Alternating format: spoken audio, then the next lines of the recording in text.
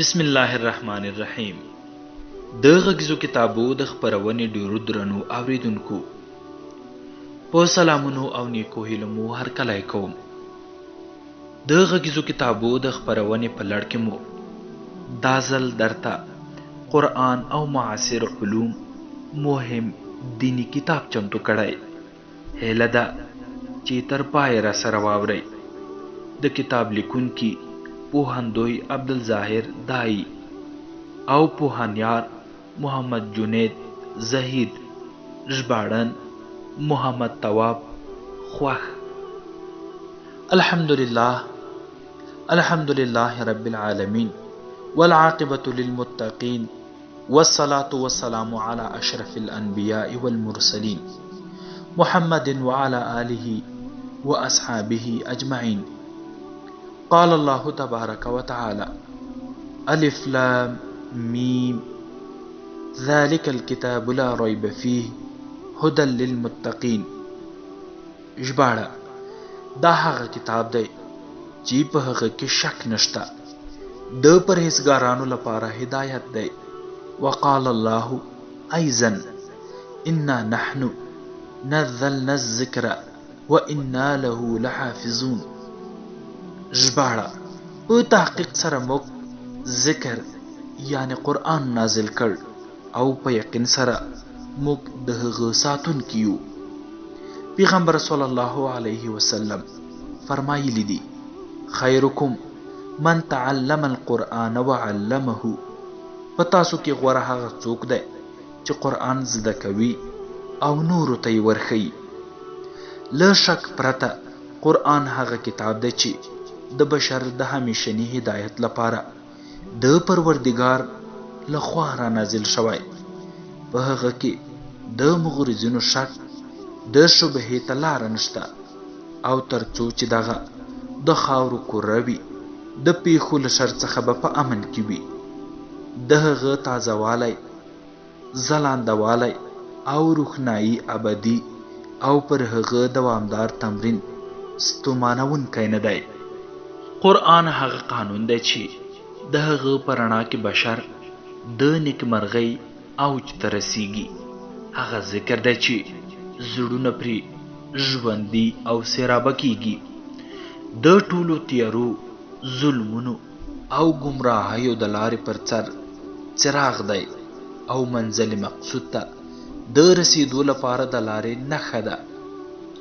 د علم، ادب او عرفان لپاره عنوان دی. د بدن او روح د غوړېدا په لور یوه دروازه ده. د روح او تن د آرامۍ لپاره بڼ دی. زړه وړونکی غږ د ماتو او داغمنو زړونو مؤنس دی. د مړاوو ارواو د غوړېدو لپاره کیمیا ده. زړه ته پیاوړتیا، روح ته طراوت او بدن ته غوړېدا ورکوي. چهره رڼا جسمانی او روحانی دردونو ته شفا ورکوي. د علم او پوهې د تږیو لپاره د زلال اوبه دي. هغه چینه ده چې د سالم فکر په طبیعت کې تل روانه پاتې کیږي. د هغې کارونه هغه نه کموي او کومو کسانو چې د هغه له رڼې چینې څخه څښاک کړی د شرک، کفر، خرافاتو، ناپوهۍ، کبر، خودخواهی او شهوت اور او تودوخه د هغوی په وجود کې خاموشه کیږي او بیا هم غواړي چې د خپلو انساني ارزښتونو د اوبخور لپاره لا نور له هغه وسخي او وسخي او وسخي تر بې نهایت پورې. هر څومره چې ورسره تړاو پیدا کړي هماغومره ډیر یې عاشق کیږي. هر عمر چې ورسره زړه وتړي لا ډیر یې لیواله کیږي. د حقیقت په لټون کې د سترګو رڼا ده. د مظلومانو او رنځېدلو ملاتړ د جابرانو او سرکښانو ټکونکی دی. مغروران خواروي او متواضع کسان لاښې رازه کوي او د عزت اوج ته یې رسوي. د دیکتاتورانو ټکونکی او د بېوسو د هیلې دریڅه ده. که د ذلت په کوهي کې ولوېدې د هغه په رسۍ منګولې ولګوه. حتما نجات مومي که دښمن وسوسه در واچوله د هغه ساتنځي ته پناه یوسه د شهوت او تکبر له چر څخه بېغمه کېږي که د ظلم ښکار شوې د ظالمانو داستانونه په هغه کې وګوره او تکرار یې ولوله ستا لپاره به غوره پن او نصیحت وي که په تشویش کې شوې خپل بدن او روح د هغه د مهربانۍ او لورینې په تودوخه کې وپوښه آرامي ترلاسه کوي دغه قرآن د هستۍ ټولو پدیدو ته ځواب او د طبیعت د پوښلو رازونو کلي ده د بشر ټولې علمي څېړنې د هغه په وړاندې د لمر په وړاندې د زرې په څیر دي د هغه د اعجاز افقونه د هر هوښیار عقل او هوش حیران او دریان ګرځوي د موجوداتو د پیدایښت د هدف بیانونکی دی او د هغه علم پای ته نه رسیږي د غرض لرونکو د عزت پرده څیروي او پر خپلو پیروانو باندې د عزت او کرامت سیوری غوړوي پاک زړونه او بې شبهې ذهنونه د هغه ټاټوبی دی هر څومره ښکلاګانې او ښېګڼې چې وغواړي په هغه کې مومي او هر نادرکه شی چې پکې ولټوي پیدا کوي یې هم وسیله ده او هم هدف هم مقدمه ده او هم متن د قرآن کریم معرفي لومړی مبحث د قرآن کریم پیژندنه په لغت او اصطلاح کې د قرآن کریم تعریف د قرآن لغوي معنی په دې اړه چې قرآن مشتق لفظ دی یا جامد عالمان دو نظرونه لري لومړی نظر د قرآن د لفظ مشتق والی د ځینو پوهانو نظر دا ده چې قرآن د قرأ له لفظ څخه مشتق شوی لفظ دی چې د تلاوت په معنا دی او له قرائت سره مترادف دی او د هغوی دلیل دغه آیت شریف دی ژباړه یعنی په قرائت کې بیړه مکوه مخکې له دې چې جبرائیل علیه السلام له خپل قرائت څخه خلاص شي ان قرآن الفجر کان مشهودا ژباړه یعنی د سهار په وخت کې د قرآن کریم په قرائت کې ملائکې راځي او پر انسان باندې شهادت ورکوي له دغه مخې د هغوی په نظر قرآن په لغت کې د غفران په وزن دی چې د مقورو یا متلو لپاره نوم دی ان علینا جمعه وقرآنه فاذا قرأناه فاتبع قرآنه ژباړه په یقین سره ستا په سینه کې د قرآن جمع کول او د هغه د لوستلو لپاره ستا ژبې ته ځواک ورکول زموږ کار دی نو د خپل زړه او روح په منځ کې د قرآن کریم د حفظ او خپل ژبې سره د هغه د روان لوستلو او د هغه د سم تلاوت کولو له پلوه اندېښمن مه اوسه نو هر کله چې موږ د جبرائیل علیه السلام لخوا پر تا قرآن کریم ولوست ته هغه د لوستل آرامه او رو تعقیب او پیروي کړه ستا دنده د وحی له سم تلاوت څخه پیروي او آسماني رسالت ابلاغ دی او بس دویم نظر د قرآن د لفظ نوم والی یو شمېر قرآن پیژندونکي عالمان په دې نظر دي چې د قرآن کلمه مشتق نه ده بلکې له پیل څخه د الله د کلام لپاره نوم دی لکه څرنګه چې نور نومونه په همدې شکل دي د هغوی په سر کې امام شافعي رحمه الله راځي او هغه په دې نظر و چې د قرآن کلمه محموزه او مشتق نه ده بلکې پر محمد صلی الله علیه وسلم باندې د نازل شوی کلام لپاره نوم دی دکتور محمد دراز وایي په قرآن باندې د قرآن کریم په نومولو کې په ژبې سره د هغه تلاوت مراحت شوی دی او په کتاب باندې د هغه په نومولو کې په کتاب کې د قلم لخوا مراحت شوي دي دکتور علي عبید وایي قرآن باید په ځایونو کې وساتل شي یو په سینو کې او بل په لیکنو کې په اصطلاح کې د قرآن کریم تعریف د یادونې وړ ده چې مسلمانانو عالمانو او پوهانو قرآن کریم په بیلابیلو طریقو سره تعریف کړی دی چې د دغه ستر کتاب اړخونه او بنسټیزې ښوونې روښانه او واضحه کوي او شاید ډیر جامع دا وي چې وویل شي قرآن کریم یو الهي کلام دی چې په عربي ژبه د جبرائیل علیه السلام لخوا په حضرت محمد صلی الله علیه وسلم نازل شوی دی. موږ ته په تواتر ډول را رسېدلی چې د هغه تلاوت ثواب لري، د هغه لفظ او معنا معجز دی او د مصحف په 2 پوښونو کې لیکل شوی دی. په پورتني تعریف کې له دقت څخه دا ترلاسه کوو چې دغه تعریف 5 بنسټیز مفاهیم رانغاړي چې دا دي: لومړی، قرآن کریم الهي کلام دی چې حضرت محمد صلی الله علیه وسلم ته وحی شوی او د پیغمبر صلی الله علیه وسلم له لیکنې او تعبیر څخه رامنځته شوی نه دی او نه هم د بشر د لاس جوړښت دی، بلکې جبرائیل امین هغه د رب العالمین له دربار څخه نازل کړی دی.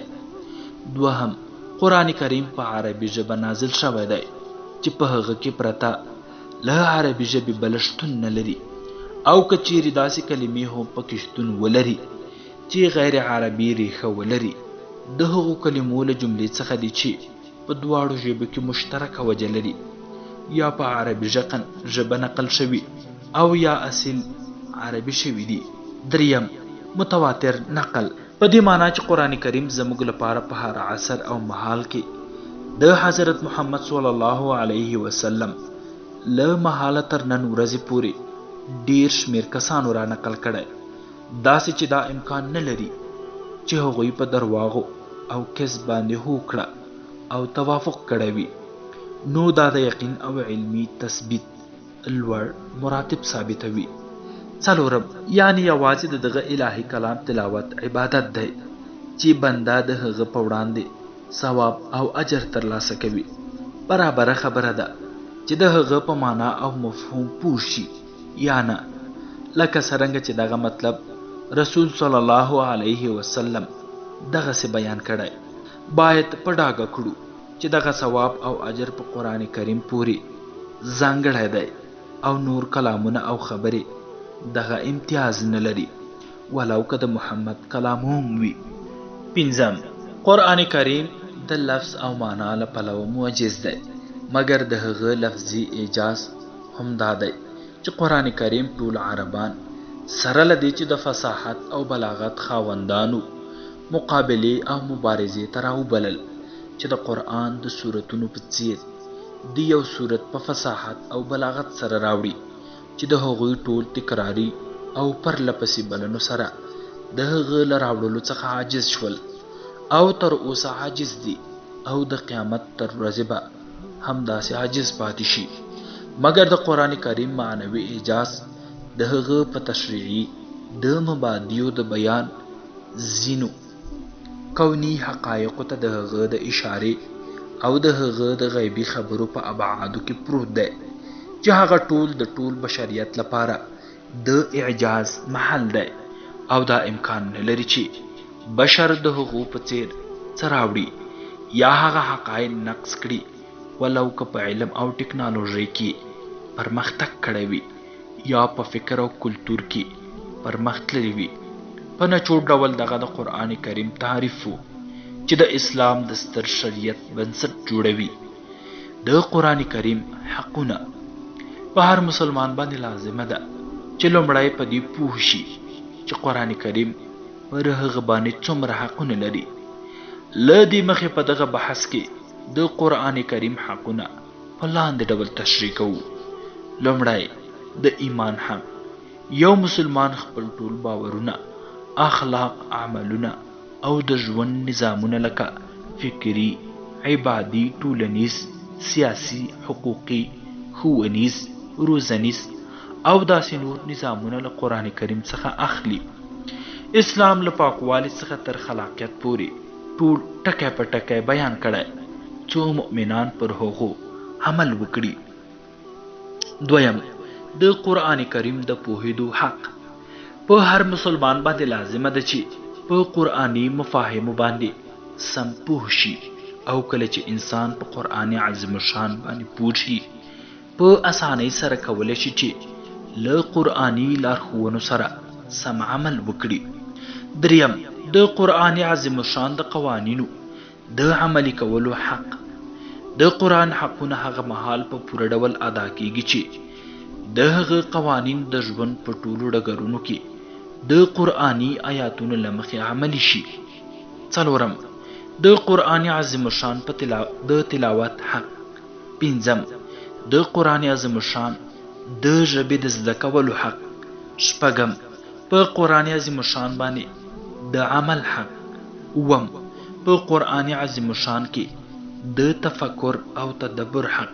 اتم، له قرآن عظیم الشان سره د محبت حق. نهم، قرآن عظیم الشان ته د نورو د رابللو حق. د قرآن کریم نمونه. قرآن کریم بشمیر نمونه او صفتونه لري چې هر یو د هغه د شان پر عظمت او لوړوالي دلالت کوي، او دا چې قرآن کریم یو معزز آسمانی کتاب دی. قرآن کریم د القرآن، الفرقان، التنزیل، الذکر، الکتاب او په داسې نورو نومونو یاد شوی. الله دغه کتاب په ډیرو غوره صفتونو باندې ستایلی چې له نور، هدا، رحمت، شفا، موعظ، عزیز، مبارک، بشیر، نذیر او داسې نورو څخه عبارت دی. ټول دغه صفتونه د دغه آسمانی کتاب د شان په لوړتیا او سپیڅلتیا دلالت لري. په دغه نومونو باندې د قرآن د نومولو لامل: الف، قرآن په دې خاطر چې د قرآن مجید په زیاتو آیاتونو کې په دغه نوم یاد شوی. له هغې جملې څخه دغه مبارک آیاتونه: قاف والقرآن المجید ان هذا القرآن يهدي للتي هي اقوام. دغه قرآن د ډیرو سمو کړن لارو لارښوونه کوي. ب، الفرقان، د الله د دغه قول په خاطر: تبارك الذي نزل الفرقان على عبده ليكون للعالمين نذيرا.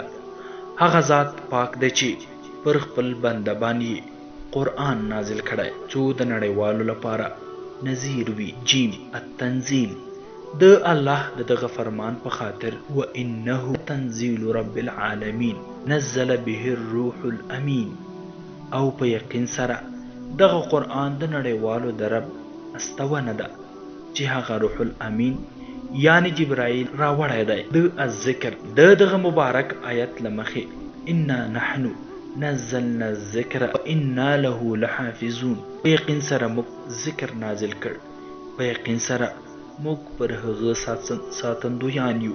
هی، الکتاب، د الله د دغه قول لمخې: حامیم والکتاب المبین. قرآن کریم په نورو آیاتونو کې په ګڼو صفتونو ستایل شوی. ستر رب هغه را نازل کړی دی څو د خاتم النبین لپاره تلپاتې معجزه وي. د بیلګې په ډول له څو دغو صفتونو څخه یادونه کوو. ژباړه: ای خلکو، له شک پرته تاسو ته ستاسو د پروردګار لخوا برهان راغلی دی او ستاسو لوري ته مو روښانه نور نازل کړ. دویم، وننزل القرآن ما هو شفاء ورحمة للمؤمنین ولا يزيد الظالمین الا خسارا. او له قرآن څخه هغه څه نازلوو چې د مؤمنانو لپاره شفا او رحمت دی او د ظالمانو له زیانه څخه پرته بل شی نه زیاتوي. دریم، قل هو للذین آمنوا هدى وشفاء. ووایه دغه قرآن د هغو کسانو لپاره هدایت او شفا ده چې پر هغه یې ایمان راوړی دی. څلورم، ژباړه: ای خلکو، له شک پرته تاسو ته ستاسو د پروردګار لخوا موعظه څه چې ستاسو په زړونو کې دی د هغو لپاره شفا او د مؤمنانو لپاره هدایت او رحمت راغلی دی.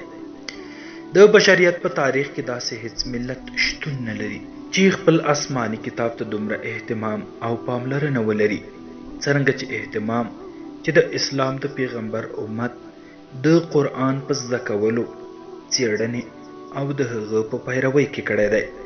تر اوسه مو اورېدلی دي چې کوم آسمانی کتاب د هغه پیروانو حفظ کړی وي، مګر قرآن کریم د تاریخ په اوږدو کې د هغه د حافظانو په سینو کې په جلال، درنښت او ځانګړي اهتمام سره حفظ شوی دی. قرآن له خپلې دغې ځانګړتیا سره د اسلام د پیغمبر یو تلپاتې معجزه او د هغه د نبوت یو دلیل دی.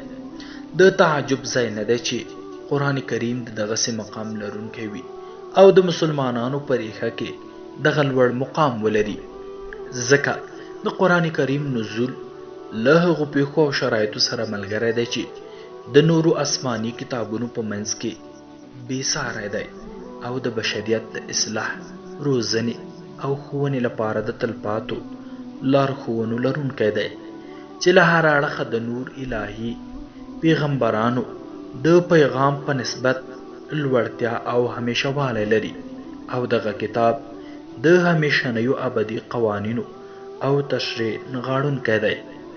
د قرآن کریم جمع کول، جمع په لغت کې جمع مصدر ده، عربان وایي جمع ټول کړ، جمع د ټولېدو. راغب اصفهاني وایي یو شی مې راټول کړ، یعنی له دې ځایه او هغه ځایه مې هغه راټول کړ. فیروز آبادي وایي جمع د متفرقو شیانو تالیفول دي. په اصطلاح کې د قرآن عظیم شان د راټولولو معنا د قرآن کریم راټولول، په سینو کې د هغه له حفظ، په پاڼو کې د هغه له لیکلو او په نسخو کې د هغه له کاپي کېدو څخه عبارت دی. د قرآن کریم ساتنه او سلامتی یوازینی کتاب چې له 15 پیړیو راهیسې تر اوسني وخته پورې په پوره شکل ساتل شوی دی قرآن کریم دی. د قرآن او معاصر علوم د غږیز کتاب دوهمه برخه، د قرآن کریم ساتنه او سلامتی یوازینی کتاب چې له 15 پیړیو راهیسې تر اوسني وخت پورې په پوره شکل ساتل شوی قرآن کریم دی. قرآن کریم د ساينس او ټکنالوژۍ په عصر کې په میلیونونو حافظان لري چې داسې هیڅ کتاب په اوسنۍ نړۍ کې نه پیدا کیږي چې په دغه کچه حافظان ولري او هغه له لومړي توري څخه تر وروستي توري پورې حفظ ولري. دا د علم او ټکنالوژۍ په عصر کې پر نورو کتابونو باندې د قرآن کریم ستر برتریت دی. باید یادونه وکړو چې د قرآن کریم ساتنه او حفظ د تاریخ په اوږدو کې په دوو شکلونو ترسره شوی. لومړی د خلکو په سینو کې د حفظېدو په شکل. دغه حفظېدل له رسول الله صلی الله علیه وسلم څخه پیل شوی او تر اوسني عصر پورې دوام لري. ان علینا جمعه وقرآنه ژباړه، یعنی موږ ټول قرآن کریم ستا په سینه کې راټول کړی او ستا په ژبه هغه په لوستو راولو. وایي یعنی د قرآن کریم حافظان. قرآن کریم د نبوت په عصر کې د رسول الله صلی الله علیه وسلم او د اصحابانو په سینو کې حفظ کېده چې تر اوسني وخته پورې دوام لري. دویم د هغه لیکل او کتابت چې په 3 پړاوونو کې ترسره شو. لومړی پړاو د نبوت په عصر کې د هغه لیکل. قرآن کریم د نبوت په عصر کې د هغه وخت د لیکلو په شیانو لکه د لرګیو په تختو، د اوږو په هډوکي او داسې نور باندې لیکل کېده او هر چا چې هغه لیکه له ځان سره یې ساته. دویم پړاو د ابوبکر صدیق رضی الله تعالی عنه په عصر کې په یو ځای کې د قرآن کریم لیکل او هغه راټولول. د لسان العرب څښتن وایي یو شی مې راټول کړ، کله مې چې له دې او هغه ځایه راوړ، عمر ابن خطاب ابوبکر صدیق ته وویل زه په دې نظر یم چې قرآن کریم راټول کړی، یعنی هغه په یو ځای کې وساتئ. او ابوبکر صدیق زید ابن ثابت ته وویل. د ابوبکر صدیق په وخت کې 2 اصحابانو، یو عمر فاروق او بل زید ابن ثابت، دنده واخیسته څو په نبوي مسجد کې کینی او د قرآن کریم ټولې هغه خطي نسخې چې راوړي وروسته له دې واخلي چې 2 شاهدان پر هغې نسخې شهادت ورکړي چې د رسول صلی الله علیه وسلم په عصر کې لیکل شوی ده. او په دغه پړاو کې د صحابه کرامو د قرآن عظیم شان د حافظانو په شهادت او د صحابه کرامو په اجماع سره قرآن کریم راټول شو او په یو ځانګړي ځای کې وساتل شو. دریم پړاو د عثمان ابن عفان رضی الله تعالی عنہ په عصر کې د قران کریم کاپی اخیستل. امام بخاری له انس رضی الله تعالی عنہ څخه روایت کوي کله چې حذیفه ابن الیمان رضی الله تعالی عنہ د ارمینیا او آذربایجان په فتح کې له عراقیانو سره یو ځای د هغو سیمو په فتح کولو بوختو. د قرآن کریم په لوستلو کې د هغوی اختلاف هغه ستړی کړ. عثمان رضی الله تعالی عنہ ته راغی، ورته یې وویل مخکې له دې چې اسلامي امت د یهودو او نصاراو په څیر اختلاف وکړي هغه درک کړه.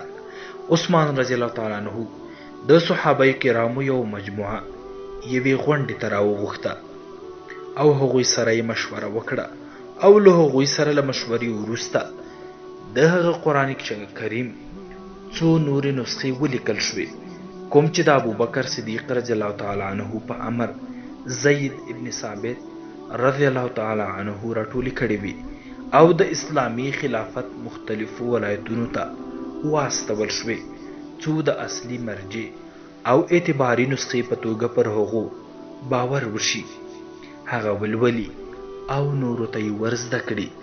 د قرآن کریم حکمونه. قرآن کریم الهي کتاب دی، ذالک الکتاب لا ریب فیه. دغه کتاب د بشریت د هدایت او لارښوونې لپاره نازل شوی دی. هدى للمتقین، ژباړه چې د پرهیزګارانو لپاره د لارښوونې سرچینه ده. قرآن کریم د دې لپاره چې بشریت د حق لوري ته راوبلي یو لړ حکمونه بیان کړي چې دغه حکمونه په مختلفو ډولونو ویشل شوي دي. د قرآن کریم د حکمونو ډولونه. قرآن کریم د 3 ډوله حکمونو لرونکی دی چې دا دي: اعتقادي حکمونه، هغه حکمونه دي چې د الله تعالی په وجود باندې د ایمان د توحید، په ملائکو، په آسماني کتابونو، په پیغمبرانو، په قیامت، په جنت، په دوزخ، په صراط مستقیم او داسې نورو باندې د ایمان په اړه د یو مکلف انسان واجبات تر بحث لاندې نیسي چې د اسلامي عقیدې په نوم تدریسیږي. اخلاقی حکمونه، هغه حکمونه دي چې د ښېګڼو په کولو او له بدو چارو او ناوړه کارونو څخه په ځان ساتنه کې د یو مکلف شخص واجبات بیانوي چې د قرآن کریم په روزنیز اړخ پورې اړوند دي. عملی حکمونه، هغه حکمونه دي چې د یو مکلف مسلمان په کړنو، خبرو او نورو تصرفاتو پورې اړوند دي. دغه کارونه چې د قرآن کریم مفسرینو هغه د حکمونو د آیاتونو یعنی فقه الکتاب تر عنوان لاندې بیان کړي دي په 2 بنسټیزو برخو باندې ویشلی کیږي. لومړی برخه د عبادت حکمونه چې لمونځ، روژه، حج، زکات، نظر او داسې نور پکې شاملیږي او له هغو حکمونو څخه عبارت دي چې د انسان اړیکه د هغه له خالق سره ټینګوي او د عباداتو د فقه په نوم یادیږي. دوهمه برخه د معاملو لکه د عقدونو، تصرفاتو، عقوباتو، جنایاتو او داسې نورو هغه حکمونه دي چې په اوسني وخت کې د اقتصادي، سیاسي، ټولنیزو، نظامی، ډیپلوماټیکو، ښوونیزو، روزنیزو او داسې نورو قوانینو په نوم یادیږي. قرآني قوانین. قرآن کریم د قیامت تر ورځې پورې د بشریت لپاره کامل قانون دی. د ساينس او ټکنالوژۍ په عصر کې قرآن کریم یوازینی قانون دی چې اخر هم بشریت هغه ته تسلیمیږي. له همدې عمله په دې وروستیو کلونو کې په میلیونونو اروپایي او امریکایي پوهان د اسلام په سپېڅلي دین مشرف شوي دي او ټولو په دې قناعت حاصل کړی چې په قرآن کریم کې ټول قوانین او نظامونه لکه عقیدتي، فکري، فردي، ټولنیز، اقتصادي، سیاسي، عسکري، ډیپلوماټیک، کلتوري او داسې نور نظامونه موجود دي او بشریت کولی شي چې خپل دنیایي او اخروي ژوند د قرآني لارښوونو له مخې تنظیم کړي. د قرآن کریم قوانینو په برخه کې د قرآني آیاتونو د څرګند بیان په اړه دکتور عبدالکریم زیدان ځینې شمیرې بیان کړي دي چې په لاندې ډول دي. لومړی، د کورنۍ قانون قرآن عظیم شان کې اویا آیتونه په کورنۍ پورې د اړوندو قوانینو په اړه دي چې د قانون علی سره د کورنۍ د قانون په نوم یا هم د شخصي احوالو په نوم یادېږي او په هغو کې د مسلمانې کورنۍ بنسټ د کورنۍ د غړو د حقونو او دندو له بیانونو سره د قوي اساساتو له مخې په ډاګه شوي دي. دوهم، مدني قانون هغه قانون دی چې د ټولنې د وګړو مالی معاملې تنظیموي. پیر او پلور، ګرو او نور عقدونه پکې شامل دي چې په اویا قرآني آیاتونو کې تشریح شوي دي. دریم، د مرافعې قانون په دغه آیاتونو کې په قضا، شهادت، قسم او داسې نورو پورې اړوند قوانین یاد شوي دي چې موخه ترې په ټولنه کې د عدالت رامنځته کول دي چې په 14 قرآني آیاتونو کې روښانه شوي دي. څلورم، د جزا قانون په دغه قانون کې په جرمونو او د هغو جزاګانو پورې اړوند چارې بیان شوي دي چې موخه ترې د خلکو د ژوند د عزت او مالونو همدارنګه د امنیت ساتنه او د ټولنې د وګړو آرامي او ډاډ دی. دغه قانون په قرآن عظیم شان کې په 13 آیاتونو کې تشریح شوی دی. پنځم، د حکومت اساسي قانون په قرآن عظیم شان کې د هېواد د اساسي قانون او له رعیت سره د دولت د اړیکې په اړه 10 آیاتونه بیان شوي دي. شپږم، د ډیپلوماسۍ قانون په دغه قانون کې 25 آیاتونه یې په اړه راغلي. د هېواد ټولې ډیپلوماټیکي چارې د نړۍ له نورو هېوادونو سره د اسلامي حکومت د اړیکو په اړه د سولې او جنګ، د بهرنیو ډیپلوماټانو او خلکو د ژوند د تأمین مسایل بیان شوي دي چې د اسلامي قانون له مخې یوې سیمې ته داخليږي. اووم، اقتصادي قانون د اسلامي دولت د اقتصادي قوانینو، وارداتو، مصارفو، تجارت، پانګه اچونې، اقتصادي مشروعیت او د هغه د نه مشروعیت په اړه قرآني آیاتونه نازل شوي دي چې په څرګند ډول د اقتصاد په اړه 10 آیاتونه هغه بیانوي. دویم څپرکی، معجزه پیژندنه. د اعجاز کلمه د اعجاز کلمه له عج څخه اخیستل شوې او د بېوسۍ په معنا ده. په عربي ژبه کې وایي زید غره ته له ختلو څخه بېوسه شو او اعجاز د هغه د متعدي صيغې مصدر دی او د بېوسه کولو په معنا دی.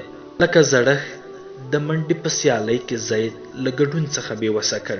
معجزه اسم فاعل ده او هغې په آخره کې د ها حرف د مبالغې لپاره دی. د ښه عجزونکي او بېوسه کوونکي په معنا ده.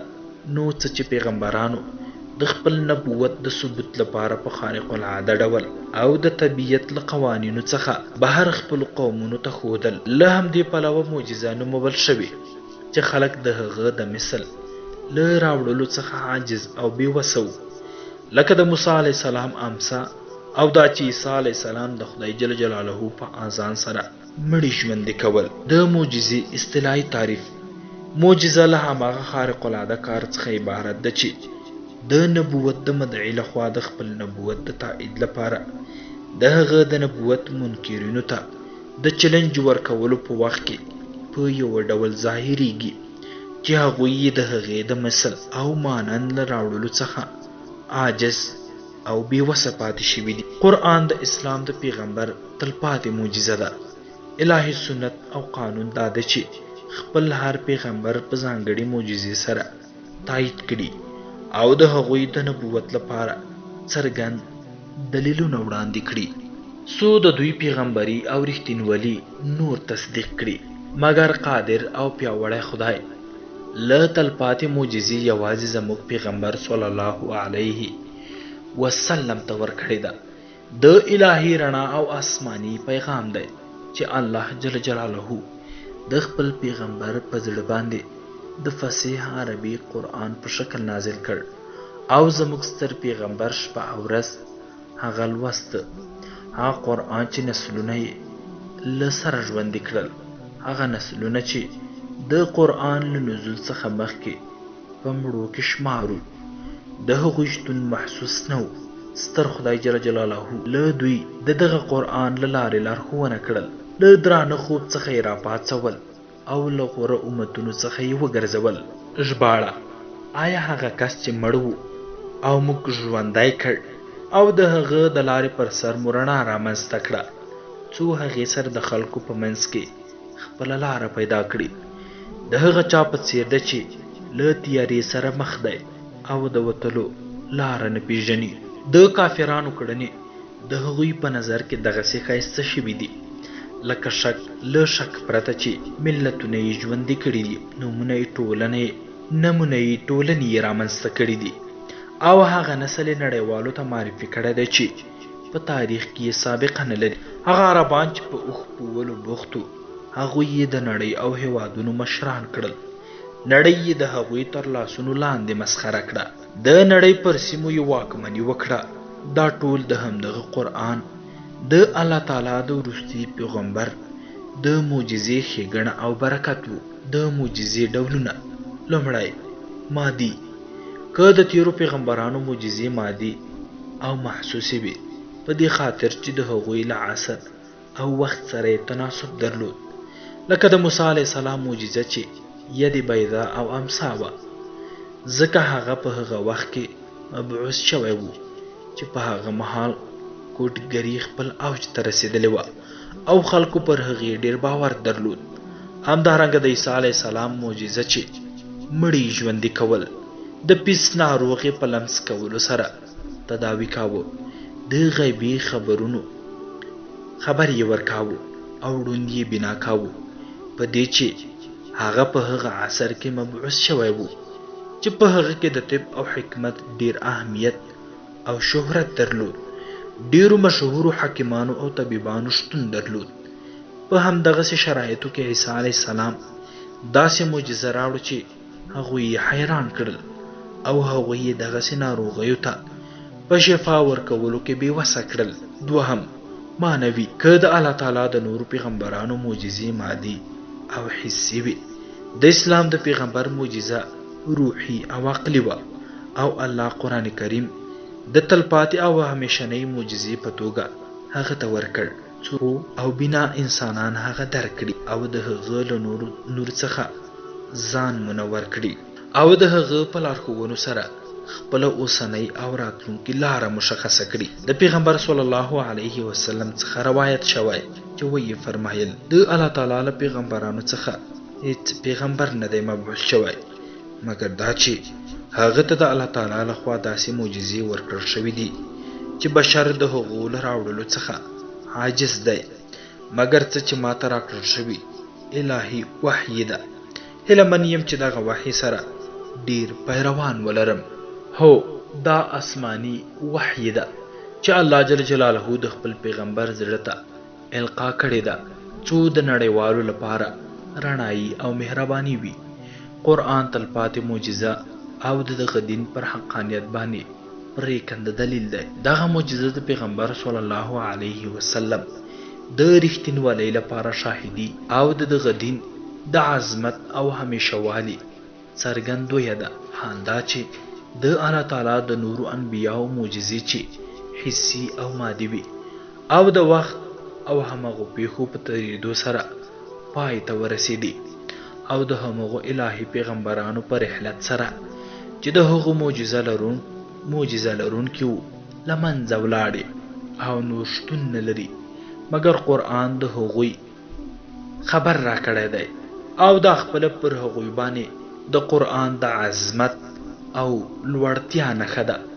علامه زرقایي ویلي دي: موږ دلته دې ته متوجه کیږو چې قرآن ډیری داسې معجزې لري چې تلپاتې او همیشنۍ دي او د وخت په تېرېدو سره له منځه نه ځي. د پیغمبر صلی الله علیه وسلم په رحلت سره نه نابودیږي بلکې د تل لپاره څو نړۍ پاتې ده.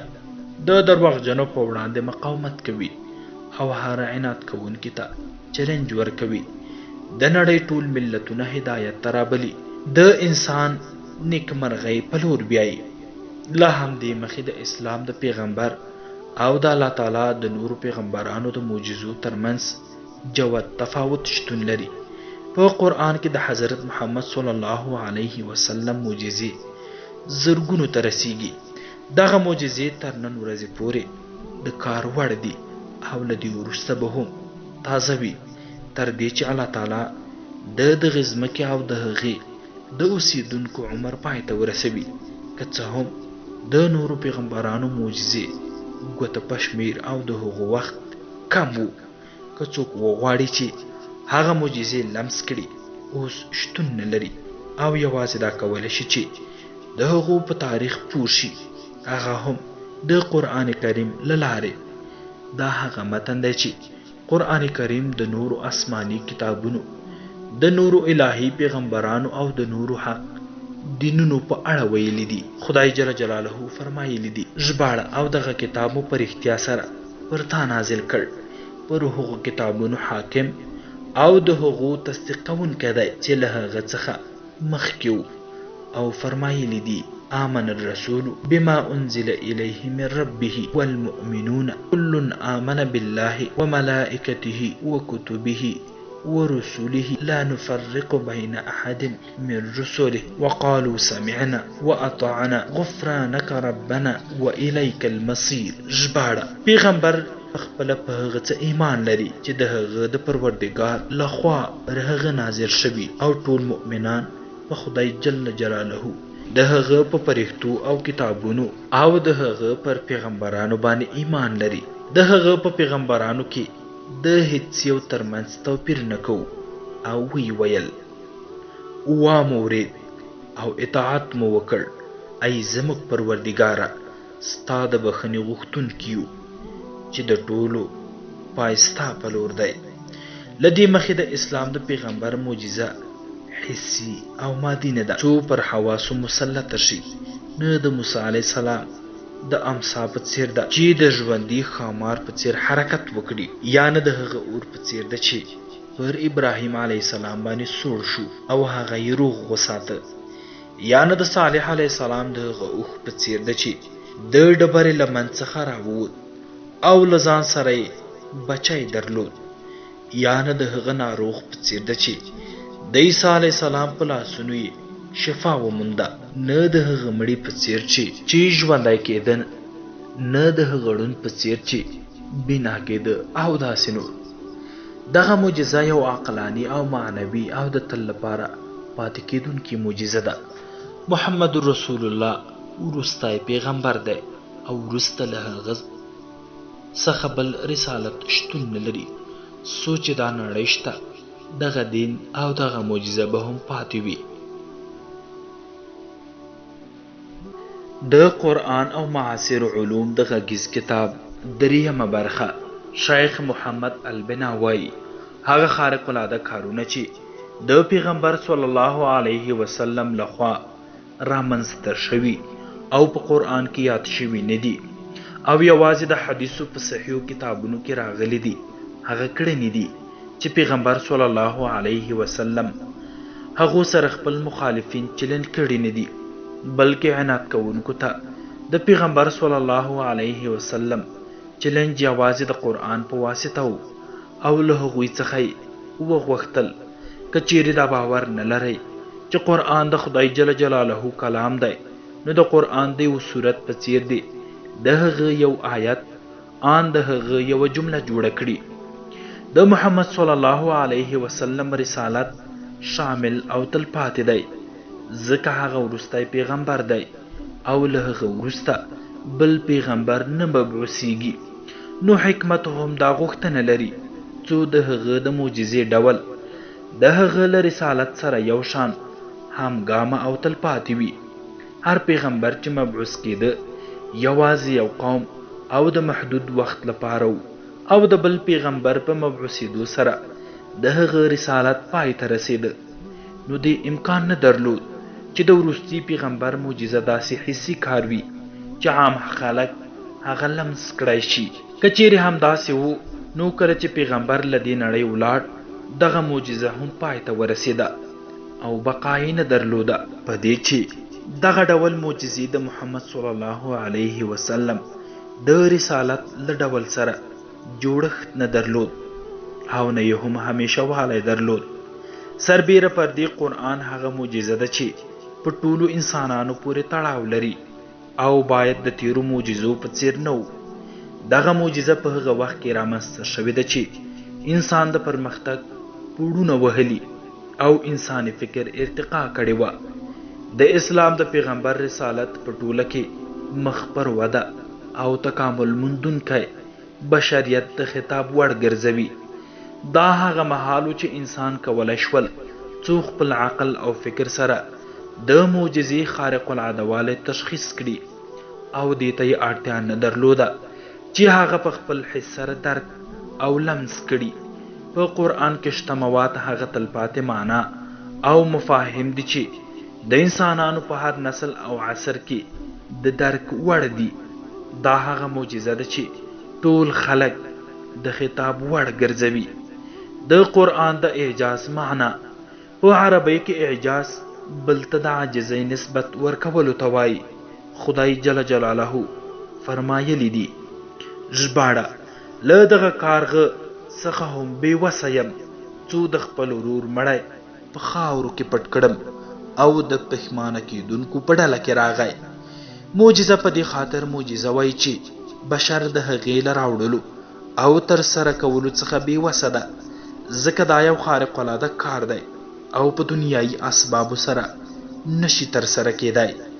له دې مخې د قرآن اعجاز په دې معنا دی چې د بشر عاجزوالی ثابتوي او فرد یا کومه ډله هغه نشي تر سره کولی. د قرآن له معجزې څخه موخه او هدف دا نه دی چې خدای جل جلاله بشر په فطرتي ډول له دې کار څخه بې وسه کړی وي او هغوی ته خپله بېوسي ور وښیي چې تاسو له دغسې کار څخه عاجز یئ، ځکه دا هوښیار انسان ته څرګنده ده چې بشر دغسې نشي کولی، بلکې د دغه کار له بیانولو څخه موخه دا ده چې قرآن حق کلام او آسمانی کتاب ده او دا چې هغه پیغمبر چې دغه کتاب ور باندې نازل شوی رښتینی دی. همدارنګه د الله تعالی د نورو پیغمبرانو ټولې معجزې یو ځای د هغوی د رښتینولۍ د ثبوت لپاره دي او د دې ثبتول چې څه یې وړاندې کړي دي د ځواکمن او توانمن ذات الهي وحی ده او هغوی یوازې د دغې وحی پیغام راوړونکي او تبلیغونکي دي. خپل بحث دغسې خلاصه کولی شو. د پیغمبرانو معجزې د خپلو بندگانو لپاره د پروردګار لخوا دلیلونه دي، هغه هم د پیغمبرانو د رښتینولۍ د ثبوت په خاطر. گویا داسې چې الله جل جلاله د دغه معجزو لخوا خپلو بندگانو ته وایي زما پیغمبر تصدیق کړئ، ما هغه استولی دی څو دغه رسالت تاسو ته په ډاګه کړي او د هغه په رښتینولۍ باندې دلیل دا دی چې د هغه لخوا خارق العاده کارونه تر سره کیږي، هغه کار چې په تاسو کې هیڅ هغه نشي تر سره کولی او هیڅ انسان نشي کولی د دغه عجیب کار په مثل کې له هغه سره سیالي وکړي. دا ده د اعجاز معنا او د معجزې مفهوم. اعجاز کله رامنځته کیدی شي؟ اعجاز یوازې د 3 شرطونو په رامنځته کولو سره رامنځته کیدی شي چې لاندې هغه بیانوو. لومړی، د مقابل لوري د ناکامولو لپاره ډغره او د مبارزې غوښتنه. دوهم، په ډغره او مقابله کې باعثه علت شتون ولري. دریم، د هغې د څرګندولو لپاره معنی نفي کوونکي وي. د دغو 3 شرطونو تفصیل د هر یو عملی مثالونو سره. لومړی، قرآن کریم د پیغمبر صلی الله علیه وسلم ستره معجزه ده چې خلق په ځانګړي ډول عربي له هغه سره مبارزې ته رابللي دي. دغه کتاب په هغه پیغمبر نازل شوی چې لوستل او لیکل یې نه و زده، په کوم ښوونځي او پوهنتون کې زده کړه نه وه کړې. هېڅکله نه ده ثابته شوې چې کومه علم یې له خپلو معاصرو پوهانو یا له مفکرینو څخه زده کړی وي. د اهل کتابو یعنې د یهودو او نصاراو له هیڅ عالم سره یې تماس نه درلود څو یې د تیرو پیغمبرانو له تاریخ او احوال څخه خبر ترلاسه کړی وي. د الله تعالی پیغمبر عربان د دغه الهي وحي په واسطه مبارزې ته راوبلل. حال دا چې عربان د فصاحت او بلاغت خاوندانو او په ادب او شعر کې لوی لاس درلود.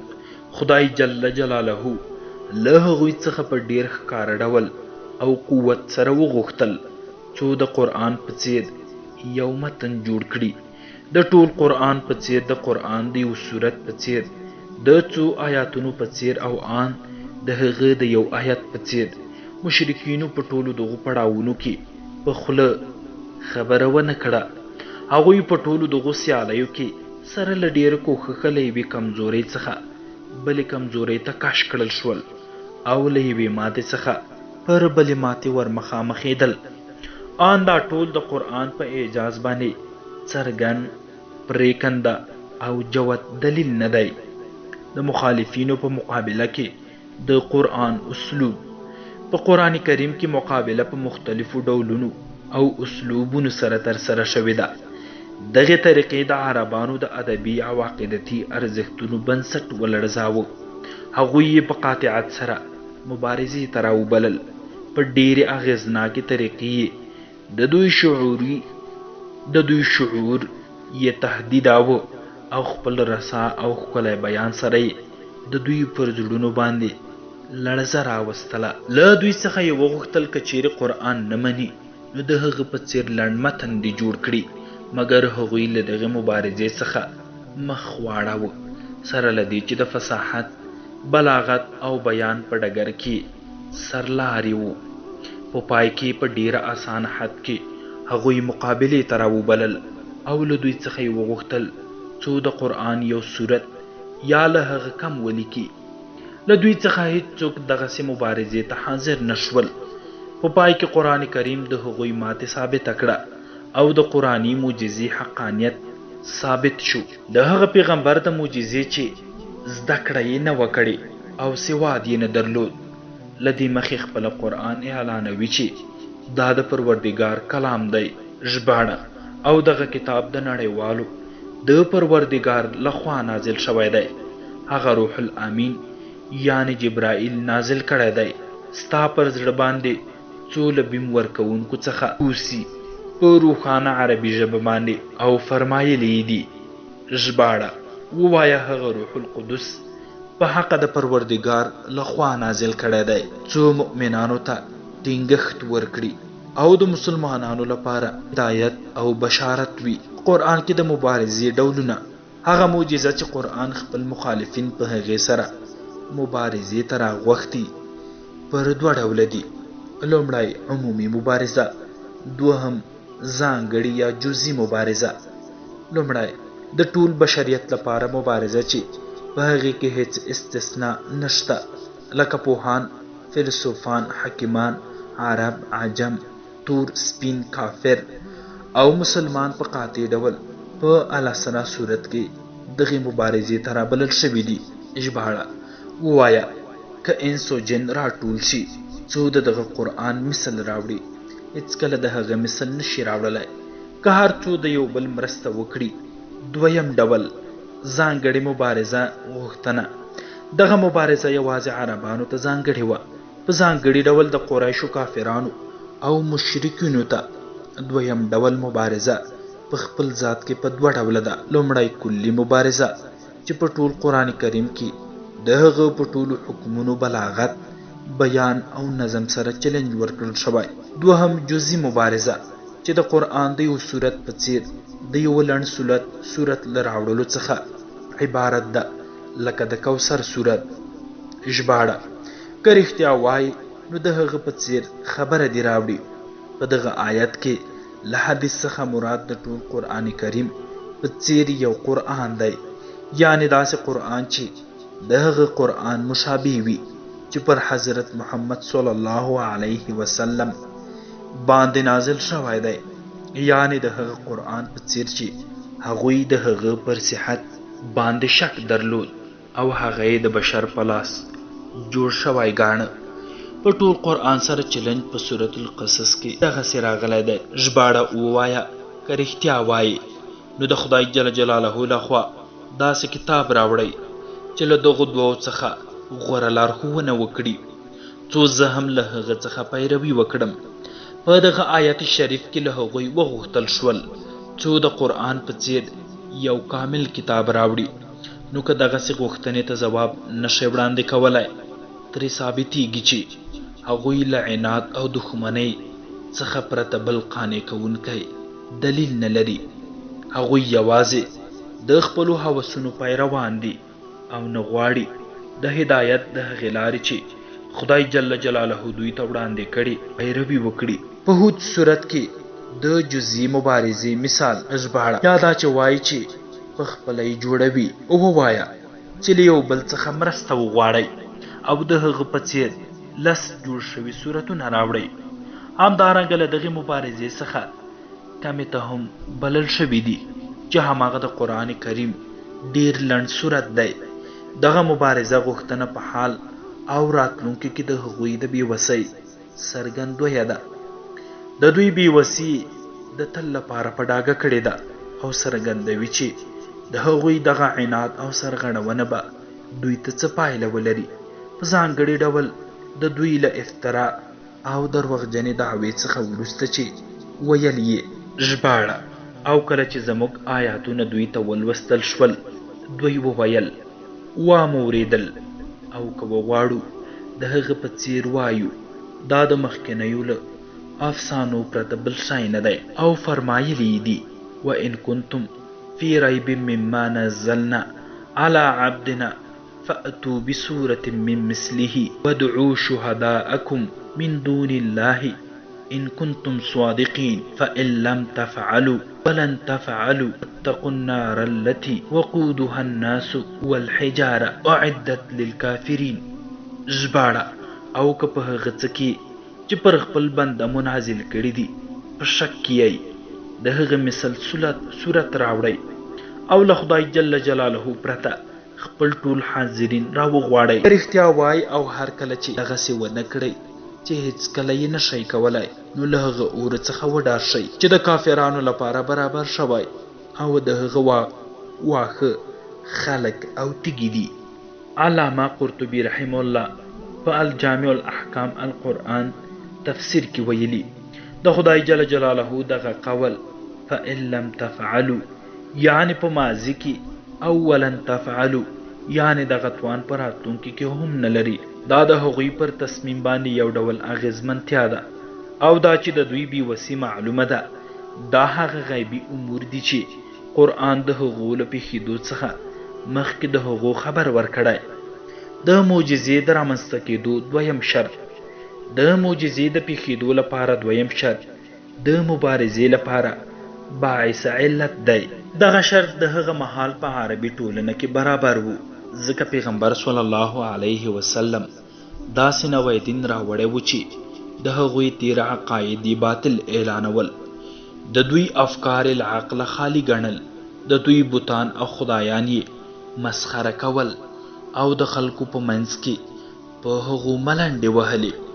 له هغوی څخه یې غوښتل چې په دې باور وکړي چې هغه د خدای جل جلاله پیغمبر او استازی دی. استدلال یې کاوه چې زما د رښتینولۍ لپاره دغه کتاب نازل شوی دی. که تاسو پر ما باور نه لرئ نو د دغه قرآن په څیر یو کتاب راوړئ یا د هغه د یو صورت په څیر که تاسو ونه شوی کړئ چې دغسې کار ترسره کړئ نو دا زما د صداقت نښه او د پیغمبرۍ دلیل دی چې تاسو ته مبعوث شوی یم. هغوی نور دا وس نه درلود چې په ځانګړي ډول له دغه قاطع استدلال او پر دغه کار باندې د هغوی په بېوسۍ له ډاډمنتیا څخه وروسته داسې استدلال چې د دوی پر عقل، خدایانو او بوتانو یې سیوری وغوړاوه او ټول یې بېکاره کړل. نو دا د استدلال ډیره غوره او ساده طریقه وه چې د هغوی دعوه یې باطله کړه. هغه د داسې شي په وسیله چې عربانو په هغې برخه کې لوی لاس درلود او له ډیر شهرت څخه پکې برخمن وو او هغه په بیان او وینا کې د عربانو له فصاحت او بلاغت څخه عبارت وو. دغه کار د هغوی لپاره له هغو جنګونو غوره و چې زیانونه یې وروسته ولیدل او د ناهیلۍ او بدمرغۍ جامونه یې وڅښل او د جنگ په ډګرونو کې یې مړي ورکړل. دا د هغوی خپله غوښتنه وه چې د عقلانیت او استدلال لاره یې خوښه کړه او تاوتریخوالی او زور ته یې مخه کړه. قاضي باقلاني رحمه الله ویلي دي هغوی څرنګه کولی شول چې د قرآن په وړاندې مقاومت وکړي، د هغه استدلال باطل کړي، د هغه دلالت له منځه یوسي او هغه ناکاره کړي. همدا و چې په بلې داسې لارې روان شول چې د هغوی لپاره یې هیڅ ګټه نه درلوده. هغوی اسانه کار تر سره نه کړای شو، له هغه لاس په سر شول او په سختۍ یې له هغه مخ واړو چې د عادت له مخې هوښیار انسانان دغسې کار نه کوي، یعنی زور او تاوتریخوالی. د معجزې د تحقق لپاره دریم شرط، د معجزې د رامنځته کېدو لپاره دریم شرط د هغه څه نفیوالی دی چې مقابل لوری له هغې سره له مقابلې منع کوي، یعنی داسې څرګند دلیل چې د هغوی لپاره پلمه وي او ووایي چې موږ په دغه دلیل سره نشوای کولی چې دغه کار تر سره کړو. لکه که قرآن د هغوی په ژبه نه و، په ساده ډول یې ویل چې موږ په دغې ژبې نه پوهیږو. هغوی عربانو او قرآن په عربۍ ژبه نازل شو، د هغه لفظونو په عربۍ تورو باندې و، د هغه اسلوب او عبارت هم عربي و. هغوی د بیان فصاحت او بلاغت خاوندانو، د دوی د جاهلیت د وخت اشعار، ویناګانې او حکمت په دغې برخه کې د دوی پر پرمختګ دلالت کوي او دا چې دوی پر دغې برخه کې مخکېوالی تښتولي وو. راتلونکو یعنی اسلامي عصرونو هم دا ثابته کړه چې هغوی د شعر او نثر په ویلو کې له ځانګړې توانایۍ څخه برخمن دي. د فصاحت او بلاغت د اسمان ستوري وو او اصلي ژبه یې همغه د قرآن ژبه وه چې له اسلام راوړلو وروسته یې پر هغې ویاړ کاوه. لویې غونډې جوړولې، په محفلونو کې راټولېدل، څو قصیدې او ویناګانې واوري، غوره لفظونه او عبارتونه یې کارول. په دغې برخه کې هیڅ کمی نه درلود او هیڅ نیمګړتیا یې نه احساسوله.